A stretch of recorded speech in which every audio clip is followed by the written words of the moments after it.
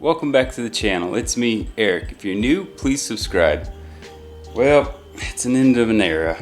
I am retiring my Sony a6000 and I picked up an a7 III to do all my recording now. So hopefully I can give you guys better quality content that you guys can enjoy. This thing, it was a workhorse for me. I've had it for the last, 5 years or so, doing all my content, and it's a great little camera, but time to move on. Alright, so today's video, what is this all about? So I wanted to go over basically everything that I got planned next year for the build. I have in the background been hoarding a ton of parts, and I know you guys haven't seen that stuff yet, so I wanted to share it with you so that way you could see what's coming for next year. The last video I did on the subframe, that took quite a bit of time to film that, so I kind of want to get more back on a regular schedule for putting out content for you guys. So hopefully some of these items that I show you guys I can work on and get more content out to you guys quicker. Alright, so without further ado, let's have a look. Here is my parts hoard. So for next year, I want to try and get this car to SEMA show. I have some pretty big plans for it. I'm not going to reveal it all in this video, but I definitely, after going to SEMA this year, got really inspired by a lot of the builds, and I definitely want to get this car there next year. So we got a lot of work to do next year to get it up and going, but I think we can do it. First up on my list of some items that I need to do is the power steering rack here. It needs a refresh. The boot got damaged on it, so I have one of those boots coming. I got it from the dealership, so we'll be able to replace that. And other than that, just kind of give it a clean up and it should be good to go back in the car. In addition to that, I was missing one of the tie rods for it, so I ended up contacting Whiteline. I ended up getting a tie rod from Whiteline. Next thing, coilovers that were on this vehicle were pretty thrashed. Right now the rear has BC coilovers, but the front ones, they were not even usable, so I had to toss those things. And so in replacing the ones that were currently on the car, I ended up finding a really good deal on these Olin's road and track coilovers. I really couldn't pass it up, so I had to nab these up, and these are my favorite coilovers for Evos, period. So we're gonna need to clean these things up. They've seen better days, but yeah, just a little degreaser and whatnot, and soap and water. I think we'll be able to get these things shine right back up. Next thing was I need to do a refresh on these Brembo calipers.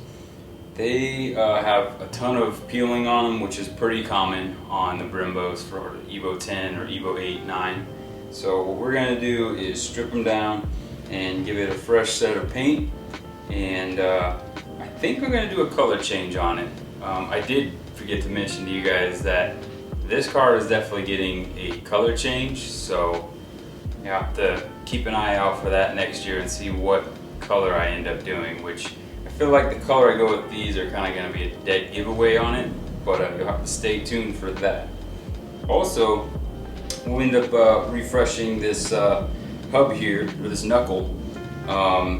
It's definitely seen better days as well, but yeah, just kind of clean it up and more than likely do some ARP extended studs on these things. That way I can handle whatever size wheel I end up throwing at it. Actually, speaking of wheels, I ended up finding a set of TE37s for my Evo 10, and they're 18 by 10.5 plus 15 in white, and they just look amazing. I think they're gorgeous wheels, and they're wrapped in Falcon, you know, of course, my favorite Falcon RT 660s. So it's a 275/35/18 on these bad boys, which I think is fine for right now. But yeah, these wheels are just mint condition.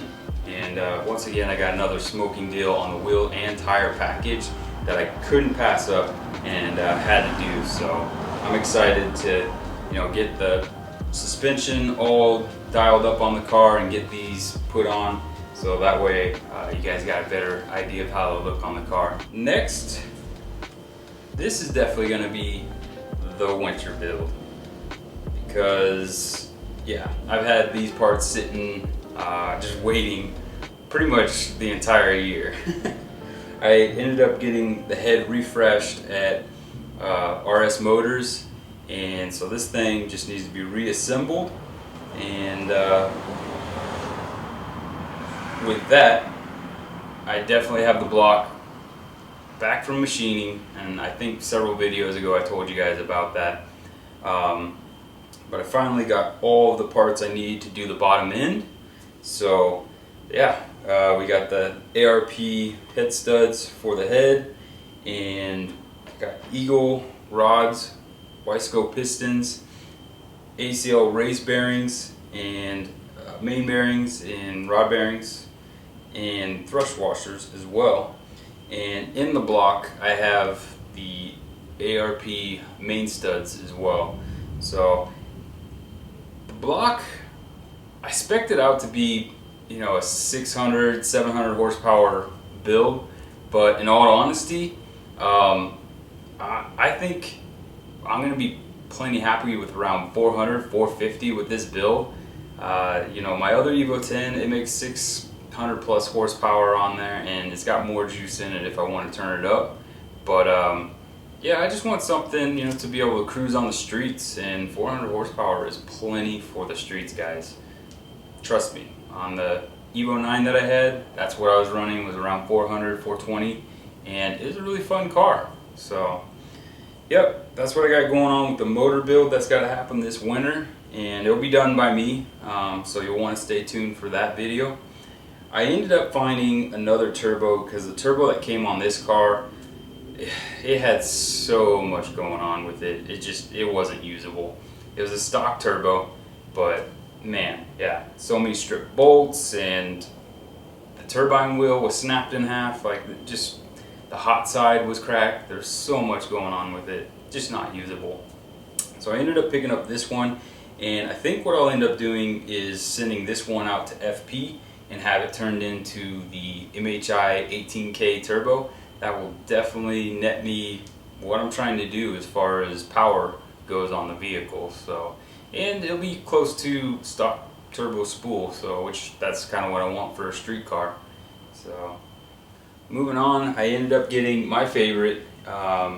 You know, I have tuned Evo 10s before, and there's something to be said about the combination of parts that can net you your goals, and these have never failed me. And it's the FIC 1100cc injectors. I have a pretty solid base map to go off of for that, and then also I was able to tune up to, I think, what was it, 460 on an FP Red with the FIC 1100cc injectors. So for my goals, those will be plenty of injector for the build. Another thing that I'm adding to the build, that I've been holding on to this for a while because they're discontinued. They don't make them anymore, and that's the AMS turbo back exhaust. So this thing, it's quiet on the street, but when you go full throttle, man, it's a nice sounding exhaust in my opinion. I think it's the best one on the market. I know a lot of people rave about Tomei, but I feel like that one's way too loud, and this one's perfect. So yeah, I can't wait to get this one on the car. And also I have the AMS downpipe, but it does need to be repaired. The flex pipe in the middle of it is damaged, so I'm going to end up having to weld in a new flex pipe in there and get that repaired. And then I would like to do a custom test pipe for it. Not sure if it's going to be titanium, stainless, or what, so you just have to keep an eye out for that. So I ended up originally trying to do a OEM plus rebuild on this car, and that just didn't pan out. I don't know, when I considered my options as far as repairing the quarter panels on this, it just didn't make a whole lot of sense financially to do that. So I never got a chance to actually put the bumper back together that I had for the car, but I ended up doing the fog light deletes and also the little valance that goes underneath it, the little lip. I got that as well, and I think I'm still gonna probably end up painting the bumper and putting all these parts on it next year, and doing a video on that. But it's not going to end up going on the car, just because of my other plans that I have for next year. That bumper is not needed anymore. Since I'm going to be doing all this, going this far with the car, I might as well just refresh the transmission. I'm not going to do the internals. I just want to, before putting it back into the engine bay, I want to clean it up, getting it looking good. So that way when you look in the engine bay, it looks like everything has been restored. Everything from what I could tell on the transmission is fine as far as its functionality goes. So no need to rebuild the transmission.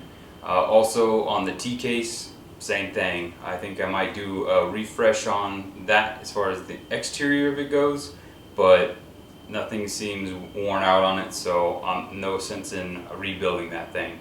If I do find that it does need something, once we get it all put back together, then I know where it's going. And yeah, John over at TRE does an amazing job. My other Evo 10 has that transfer case, and yeah, it's held up to the abuse that I've put it through. So yep, if that ends up being the case, then we'll send it off to him. But I hope you guys enjoyed this video. I know this is a lot to take in, but I'm pretty confident we can get this done by next year.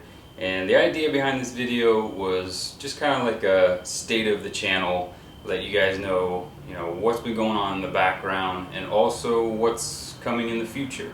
So if you did enjoy this video, make sure you hit that like button and be sure to subscribe, because yeah, you're not going to want to miss out on that big surprise next year, what I got coming for this build. Alright, till next time guys, peace.